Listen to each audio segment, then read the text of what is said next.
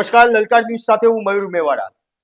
ગઈકાલે પાટણના જીલિયા ગામમાં જે ઘટના સામે આવી હતી કે જેમાં વિડીયો સામે આવ્યા, સીસીટીવી ફૂટેજ હતા કે જેની અંદર જ્યારે લુખ્ખા તત્વો એક ફાર્મ હાઉસ ઉપર પહોંચે છે, પોલીસ પહેલાથી ત્યાં હાજર હોય છે, પરંતુ જે પ્રમાણે એક બાદ એક ગાડીઓ ત્યાં ગાડી પહોંચે છે, લુખ્ખા તત્વો ત્યાં ઘાતકી હથિયારો સાથે પહોંચે છે, તે જોઈને પોલીસ પૂંછડી દબાઈને ત્યાંથી ભાગ્યા હતા અને આ સમાચાર લલકાર ન્યૂઝ દ્વારા સૌપ્રથમ દેખાડવામાં આવ્યા હતા। સમાચારની અસર છે તે જોવા મળી રહી છે અને જે ફરિયાદ આજ સવાર સુધી કરવામાં નથી આવી તે ફરિયાદ લલકાર ન્યૂઝ દ્વારા જે અહેવાલ દેખાડવામાં આવ્યો, જે અહેવાલ પ્રસિદ્ધ કરવામાં આવ્યો, ત્યારબાદ જે 2 એફઆઈઆર છે તે 2 એફઆઈઆર નોંધવામાં આવી। સરકાર દ્વારા આ ગંભીર ઘટનાની નોંધ છે તે નોંધ લેવામાં આવી છે। ફરિયાદની અંદર શું ઉલ્લેખ કરવામાં આવ્યો છે, કોની કોની સામે ફરિયાદ કરી છે, સરકાર દ્વારા શું ગંભીર નોંધ લીધી, આ તમામ બાબતે આપણી સાથે ચર્ચા કરવા માટે જોડાયા છે સિનિયર પત્રકાર રીતેશ શાહ। રીતેશભાઈ, લલકાર ન્યૂઝમાં આપનું સ્વાગત છે। રીતેશભાઈ, જે પ્રમાણે પાટણની જીલિયા ગામની ગઈકાલે આપણે ચર્ચા કરી હતી, પોલીસને પૂંછડી દબાઈને ભાગવાનો વારો આવ્યો હતો, સરકાર દ્વારા આ બાબતે ખાસ નોંધ લેવામાં આવી છે, શું નોંધ લેવામાં આવી, શું કહેવામાં આવ્યું? સૌથી પહેલા તો ખરેખર ગૃહ ખાતાએ અને આપણા ડેપ્યુટી સીએમ હર્ષ સંઘવી કે જેઓ ગૃહમંત્રી છે એમના દ્વારા જે કાર્યવાહી કરવામાં આવી છે એ ખૂબ જ સરાહનીય કાર્યવાહી કરવામાં આવી છે અને આના સારા એક્શન લેવામાં આવ્યા છે જેથી જનતામાં સરકાર પર વિશ્વાસ બનાવેલો છે અને એની ગંભીર નોંધ લઈને આજે 2 પોલીસ ફરિયાદ નોંધવામાં આવી છે। એક ફરિયાદમાં ભોગ બનનાર જે છે ભાવેશ રબારી, એના સગા સંબંધી છે કોઈ, જે ફાર્મ હાઉસમાં લુખ્ખાઓ ગયા હતા તે ફાર્મ હાઉસના માલિકની ફરિયાદ નોંધવામાં આવી છે, જેમાં 3 આરોપી બતાવવામાં આવ્યા છે। એમાં એક આરોપીનું નામ છે જીતુબા, બીજાનું નામ છે જહુબા અને ત્રીજાનું નામ છે દલપુજી। આ 3 ઉપરાંત 15 થી 20 અજાણ્યા શખ્સો સામે ચાણસ્મા પોલીસ સ્ટેશનમાં ફરિયાદ નોંધવામાં આવી છે અને કાર્યવાહી પણ કરવામાં આવી છે। આ ઉપરાંત બીજી એક ફરિયાદ કરવામાં આવી છે। એ ફરિયાદની જો વાત કરીએ તો એ ફરિયાદમાં ખુદ પોલીસ ફરિયાદી બની છે અને પોલીસની ગાડી છે એ ગાડીમાં તોડફોડ કરવામાં આવી છે, પોલીસ ઉપર પથ્થરમારો કરવામાં આવ્યો છે, શસ્ત્રોથી પોલીસ ઉપર લુખ્ખાઓ તૂટી પડ્યા છે, એ પણ ફરિયાદમાં નોંધવામાં આવ્યું છે। ફરિયાદી જે આની અંદર સંજયભાઈ છે એ ત્યાં હેડ કોન્સ્ટેબલ છે, અનામ હેડ કોન્સ્ટેબલ છે, એમના દ્વારા ફરિયાદ રજીસ્ટર કરવામાં આવી છે અને એ ફરિયાદમાં 15 થી 20 અજાણ્યા ઈસમો એવું બતાવવામાં આવ્યું છે। એટલે હજુ પોલીસમાં ક્યાંક કંઈક ખામી હોય એવું જણાઈ આવે છે, કારણ કે જે પહેલી જે અરજી હતી એ અરજીમાં સ્પષ્ટ 3 નામ લખેલા હતા, ફરિયાદમાં પણ એ 3 નામ લખેલા છે, 3 નામ અને અન્ય શખ્સો, બરાબર છે। તો આની અંદર કેમ અજાણ્યા શખ્સો લખવામાં આવ્યા છે? એટલે જે પોલીસ જેને પણ ફરિયાદ નોંધાઈ છે, બરાબર છે, એની અંદર ઉચ્ચ પોલીસ અધિકારીઓ ધ્યાન રાખવા જેવો સબ્જેક્ટ હોવો એવું મારું માનવું છે કે જે 3 આરોપીના જે મુખ્ય આરોપી છે, તમે પેલી ફરિયાદમાં નામ નોંધો છો અને તમારી ફરિયાદ છે એની અંદર તમે અજાણ્યા શખ્સો લખો છો, એ થોડુંક મને હજુ પણ શંકાસ્પદ લાગે છે। એટલે પોલીસે જે કાર્યવાહી કરી છે સરકાર દ્વારા, જે બરાબર, એ કાર્યવાહી ખરેખર સરાહનીય છે અને મને દુઃખ પણ છે કે 8 પોલીસ અધિકારી, 1 પોલીસ પીઆઈ અને 7 પોલીસ કર્મચારીઓને સસ્પેન્ડ કરવામાં આવ્યા છે, પણ ખરેખર પોલીસે જે ફરજ બજાવવાની હતી એમાં ક્યાંક પોલીસે ચૂક રહી ગઈ હોય એવું સ્પષ્ટ સીસીટીવી કેમેરાના ફૂટેજમાં જ દેખાતું હતું અને પોલીસે ખરેખર ભાગવાની જરૂર નથી, પોલીસે ત્યાં બીજો પોલીસ ફોર્સ બોલાવવાની જરૂર હતી મયુર। અને આ જે અસામાજિક તત્વો છે એ તત્વોને ખરેખર સીધા કરવાના હતા અને એમની ધરપકડ કરી હોત ને તો પોલીસની ઉપર આટલા માછલા જ ના ધોવાત। પોલીસના કારણે સરકાર પણ બદનામ થઈ આના કારણે, અને ગૃહમંત્રી વિશે પણ મારે કંઈક બોલવું પડ્યું। મારે અને ગૃહમંત્રીને કોઈ પર્સનલ કંઈ એ નથી, પરંતુ હર્ષ સંઘવી ગૃહમંત્રી છે એટલા માટે મારે બોલવું પડ્યું કે ભાઈ તમે જે વરઘોડા કાઢવાની વાત, હનુમાન દાદાની જે વાત કરો છો, પણ આ પોલીસ ઊંધી પૂંછડીએ ભાગી રહી છે, એ ખરેખર સરકાર માટે અને પોલીસ માટે બહુ શરમજનક વાત છે। બધા પોલીસ અધિકારી, બધા પોલીસવાળા આવા નથી, કેટલાય પોલીસવાળા ગુનેગારોને પકડવા માટે જીવ પણ ખોયો છે, બહાદુરી કરી છે। અગાઉ અમદાવાદ ક્રાઇમ બ્રાન્ચમાં ફાયરિંગ બી થયેલું છે, ગુનેગારો અને પોલીસના સામ સામે ફાયરિંગ બી થયેલા છે। એટલે પોલીસનું મોરલ ડાઉન થાય એ માટે એવો મારો કોઈ જ આશય નથી. પણ મેઇન વસ્તુ એ છે કે જે ગુનેગારો છે એ પોલીસ ઉપર હાવી થાય એ બહુ ખરાબ વસ્તુ છે. એટલે સરકારે જે કાર્યવાહી કરી છે એમાં એક પોલીસ ઇન્સ્પેક્ટર તેમજ 7 પોલીસ જવાનોને સસ્પેન્ડ કર્યા છે. જેમાં Arat Solanki PI police inspector છે ચાણસ્માના, RH Solanki, ASI Hareshbhai Arjanbhai, head constable Sanjaybhai Mohanbhai તેમજ ફરજ પરના 5 પોલીસ જવાનોને તાત્કાલિક અસરથી ફરજ મુક્ત કરવામાં આવ્યા છે. એટલે એ સસ્પેન્ડ કરવામાં આવ્યા છે. સરકાર દ્વારા કાર્યવાહી કરવામાં આવી છે. એક દાખલો બેસાડવામાં આવ્યો છે કે કોઈ પણ પોલીસે અસામાજિક તત્વોની સામે ઝૂકવાની જરૂર નથી. ખરેખર તમારે ઝૂકવું હોય જે સાચા નાગરિકો છે, જે તમારા પોલીસ સ્ટેશનમાં અનેક આશાઓથી આવે છે અને ફરિયાદ કરવા માટે આવે છે અને પોતે ન્યાય મેળવવા કે ભાઈ અમને ન્યાય મળશે પોલીસમાંથી. એટલે આવી ઘણી બધી પોલીસ પાસે લોકોને અપેક્ષા હોય છે, એટલા માટે જ લોકો જતા હોય છે. એટલે અને પોલીસ કાર્યવાહી બી કરવા ગઈ છે, પણ તેમ હોવા છતાં પોલીસે ભાગવું પડ્યું. એ આજે પોલીસે ભાગ્યા એ શરમજનક વસ્તુ હતી અને એટલા માટે જ મારે બોલવું પડ્યું. અને જો શરૂઆતમાં જ પોલીસે એક્શન લીધા હોત ને, જો ફરિયાદ રજીસ્ટર થઈ હોત ને, તો લુખ્ખાઓ આટલી હિંમત ના કરે. આ 3-4 દિવસ, આ લગભગ આમ તો 2-3 મહિનાથી મામલો ચાલે છે, પણ 3 દિવસથી તો સતત 112માં ફોન કરવામાં આવે છે, જાણ કરવામાં આવે છે, પણ તેમ હોવા છતાં પોલીસ તરફથી કોઈ એક્શન લેવામાં નથી આવ્યા. એવું સ્પષ્ટ દેખાય છે અને બહુ ગંભીર છે. જો એ વખતે એક્શન લેવાઈ ગયા હોત ને તો કદાચ આજે આ દિવસ ના આવે. આ રીતેશભાઈ વિડીયો છે, જે વિડીયોની અંદર જે આરોપીઓના નામ સામે આવ્યા છે, એમાંના આરોપીઓના ફોટા છે કે જે થોડા દિવસ પહેલા જ્યારે જેલમાંથી બહાર નીકળ્યા એ વખતના આ વિડીયો છે. આ વિડીયો જોતા શું લાગી રહ્યું છે તમને?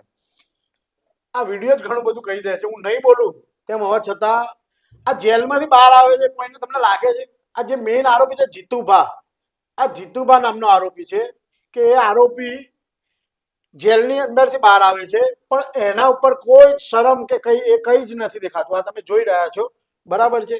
એટલે જે એના કંઈક લેશ માત્ર આ વ્યક્તિની શરમ નથી, બરાબર છે. અને અમે અંદરથી અમને એવી માહિતી મળી કે આ લોકો આ વિસ્તારમાં મેટરો બજાવવાનું જ કામ કરે છે. એ લોકોએ જેમની ઉપર હુમલો કર્યા એ પણ દૂધના દોયેલા નહોતા. એ લોકો પણ ક્યાંક ને ક્યાંક ગુનાહિત પ્રવૃત્તિમાં સંકળાયેલા છે. અને જે ભાઈનું નામ ભાવેશ જિલ્લા ઉપર જે હુમલો કરવા ગયા હતા, એ ભાવેશ જિલ્લા ઉપર પણ અનેક ફરિયાદો ને એ બધું છે. એટલે એના ઉપર પણ કાર્યવાહી થવી જોઈએ. એવું નથી કે વન સાઇડેડ કાર્ય થાય એવું અમે કહીએ. બંને બાજુ કાર્યવાહી થવી જોઈએ કે ભાવેશ જિલ્લાએ જો કોઈ ખોટું કર્યું હોય તો એના ઉપર પણ એક્શન લેવા જોઈએ. અને આ જે જીતુભા અને બીજા બધા જે લોકો છે કે જે લોકો એનો ધંધો જ મેટર લેવાનો છે કે કોઈને પણ મારવા દાડવા હોય, માણસો પૂરા પાડવા હોય, બરાબર છે, તો એ લોકો આ લોકોનો સંપર્ક કરે છે. એટલે મેં અગાઉ પણ કહ્યું હતું કે આ ગુજરાત છે, આ બિહાર કે યુપી નથી. એટલે જ્યાં સુધી આવા લોકોને નહીં રોકે, આવા લુખ્ખાઓને નહીં રોકે ને, ત્યાં સુધી સરકાર અને પોલીસ ઉપર માછલા જ ધોવાશે.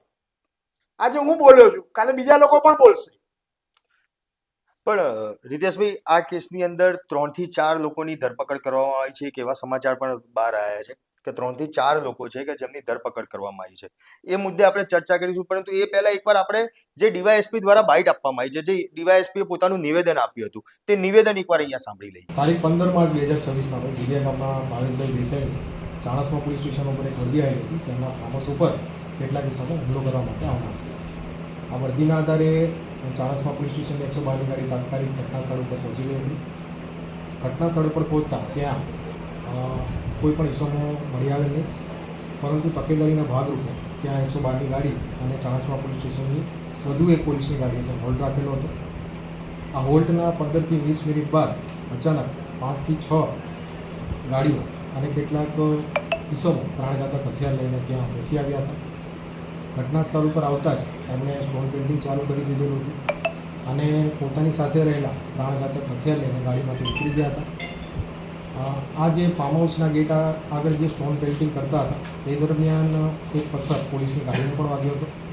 અને અત્યારે આ પરિસ્થિતિ જોતાં પૂરતો પોલીસ ફોર્સ ના હોય, પૂરતા પોલીસ ફોર્સને લેવા માટે પોલીસની ગાડી ત્યાંથી નીકળી હતી.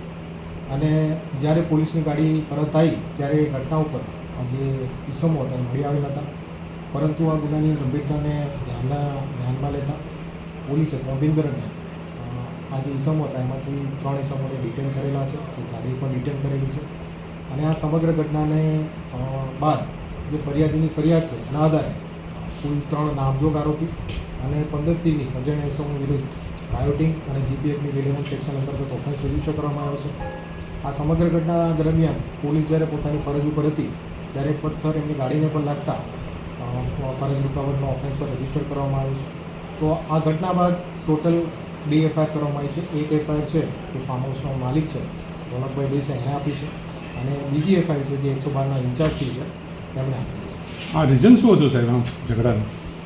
આ જે ઝઘડો છે અથવા જે પણ આ જે ઇન્સિડન્ટ બન્યો છે એમાં પ્રાથમિક તપાસ દરમિયાન એવું જાણવા મળ્યું હતું કે જીલિયા ગામે એક રામાપીરના મંદિરનું નિર્માણ થવા જવાનું છે, અને આ નિર્માણ દરમિયાન જે ફાળો ઉઘરાવવાની બાબત હતી એ બાબતે ભાવેશભાઈ દેસાઈ અને જીતુભાઈ છે એની વચ્ચે જે મંદિર થયેલું બોલાચાલી થયેલી હતી એના બાદ પ્રત્યાઘાતના ભાગરૂપે આ સમગ્ર ઘટના બનવામાં આવી. રીતેશભાઈ 3 થી 4 લોકોની પોલીસ દ્વારા અટકાયત કરવામાં આવી છે. આજ સવારે ફરિયાદ દાખલ કરવામાં આવી, એ પહેલા એવું કહેવાય કે આ તમામ લોકોની અટકાયત કરી દેવામાં આવી છે. એટલે પોલીસ શું હરકતમાં વહેલાઈ ગઈ હતી, અને જે લોકોની અટકાયત કરવામાં આવી છે એ લોકોના નામ શું સામે આવ્યા છે? પોલીસ દ્વારા પાટણ ડીએસપી સાથે અમારે વાત થઈ નાઈ સાહેબ જોડે, એટલે 4 આરોપીની ધરપકડ કરવામાં આવી છે. જેમાં એક આરોપી છે સંદીપજી જસવંતજી ઠાકોર, જે વામૈયાનો રહેવાસી છે પાટણ જિલ્લાના. બીજો આરોપી છે રણજીતજી પથુજી ઠાકોર, એ પણ વામૈયાનો જ રહેવાસી છે. આ ઉપરાંત ત્રીજો આરોપી છે મુકેશજી કલ્યાણજી ઠાકોર, એ પણ મૂળ ગોઠવા ગામ છે, તાલુકો વિસનગર, જિલ્લા મહેસાણાનો રહેવાસી છે. આ ઉપરાંત એક આશીષ ઉર્ફે જેગો ઠાકોર, આ 4 જણની ધરપકડ કરવામાં આવી છે, અને એક વાહન ડિટેન કરવામાં આવ્યું છે. એટલે 4 આરોપીની ધરપકડ કરવામાં આવી છે, અને એક વાહન જપ્ત ફોર વ્હીલર જપ્ત કરવામાં આવ્યું છે. પરંતુ હજુ જે મુખ્ય આરોપી છે આ તો એમના સાગરીતો છે, આ સાગરીતોની ધરપકડ કરવામાં આવી છે. પરંતુ મુખ્ય આરોપી હજુ પોલીસ પકડથી દૂર છે. એટલે પોલીસે હજુ પણ જો ખરેખર કાર્યવાહી કરવી હોય તો જે મુખ્ય આરોપી છે એ આરોપીઓની ધરપકડ કરવી જોઈએ અને દાખલો બેસાડવો જોઈએ. આ લોકોના વરઘોડા કાઢવા જ જોઈએ, આવા લોકોના વરઘોડા કાઢવા જોઈએ, અને આ લોકોને છે ને હનુમાન દાદાને દર્શન કરાવવા જોઈએ. બરાબર છે, એવું હું તો કહું જ છું, પણ કદાચ આ જે જનતા જોવે છે ને જનતા પણ કહેતી હશે. કારણ કે આવા કંઈક અસામાજિક તત્વોના કારણે આખી કેટલાય સમાજના કેટલાક લોકો ઉપર બદનામી વરાય છે, પોલીસ ઉપર બદનામી વરાય છે, સરકાર ઉપર માથલા ધોવાય છે.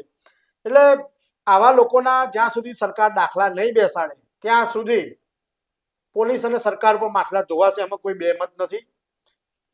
રીતેશભાઈ, જે પ્રમાણે કાર્યવાહી થઈ રહી છે, 8 પોલીસ અધિકારી કર્મચારીઓ સસ્પેન્ડ કરવામાં આવ્યા, પીઆઈ સહિતના તમામ લોકોને, પણ આ કાર્યવાહી યોગ્ય કહેવાય?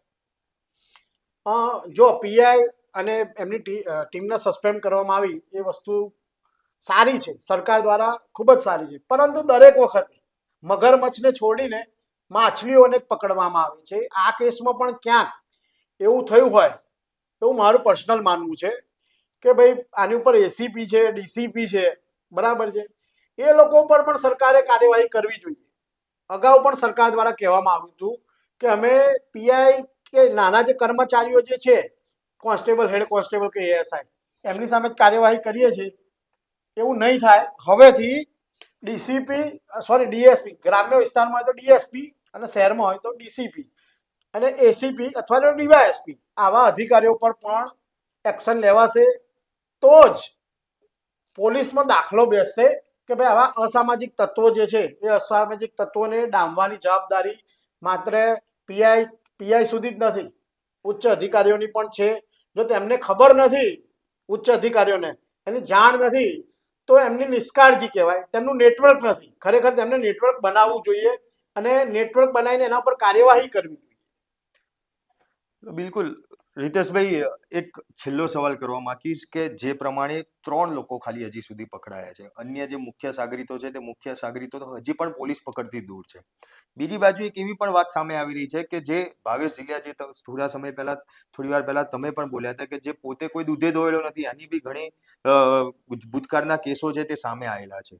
એક વાત આ કેસની અંદર એવી સામે આવી છે કે આ માત્ર એક મંદિરના ઉઘરાણા બાબતની વાત નથી.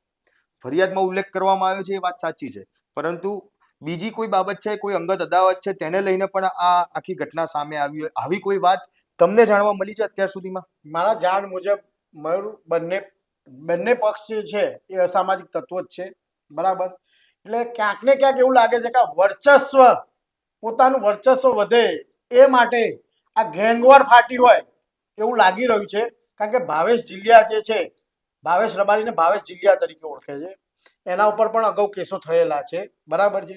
અને આ ગેંગ ઉપર પણ કેસો નોંધાયેલા છે, અનેક કેસો નોંધાયેલા છે. એટલે આ જે મંદિર તો જ માત્ર એક બહાનું છે. અમે ત્યાં આગળ તપાસ કરી તો અમને એવું જાણવા મળ્યું કે આજથી નહીં, આ 2-3 મહિનાથી આ ગેંગવોર ચાલી રહી છે. અને આ ખાલી કારણ ધરવામાં આવ્યું, મંદિરનું તો માત્ર કારણ જ ધરવામાં આવ્યું છે, પણ આના કરતાં પણ બીજું કોઈ કારણ 100% હશે, એમાં કોઈ બેમત નથી. ખરેખર પોલીસ તટસ્થતાપૂર્વક તપાસ કરશે તો આની અંદર ઘણા બધા રહસ્યો પરથી પડદો ખુલશે, એમાં કોઈ બેમત નથી. એટલે ખરેખર પોલીસ આમાં યોગ્ય કાર્યવાહી કરશે તો અનેક માથાઓના નામ આવશે, અને જે પણ ગુનેગારો હશે એ લોકો જેલના સળિયા પાછળ જશે. અને આ લોકોને ખરેખર કોનું બેકિંગ છે?